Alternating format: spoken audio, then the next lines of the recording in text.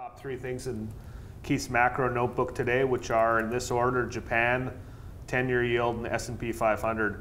Just starting off with Japan, Kuroda was up all night talking about his central plannings, and while he didn't actually do anything, the markets in Japan did. JGB's 10-year moved down 5 basis points.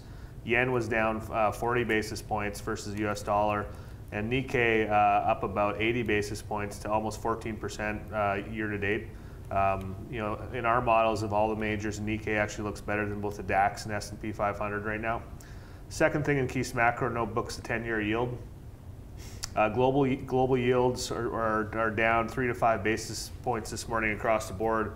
U.S. 10-year yield is down 4 basis points at 2.19, which is right around where it started the year, so it's kind of been a fun trip there. Immediate-term risk range for us is still very wide on the 10-year yield, 1.95% to 2.31%.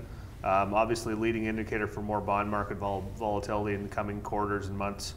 And then the third thing in Keith's macro notebook, S&P 500, all-time closing high of 21.21 yesterday.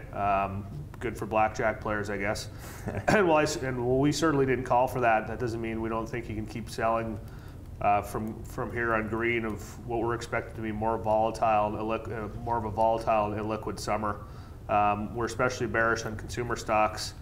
U.S. retail ETF XRT down 0.7% on the up day yesterday as consumption data continues to roll over. So we're still viewing this as you sell the late cycle stocks.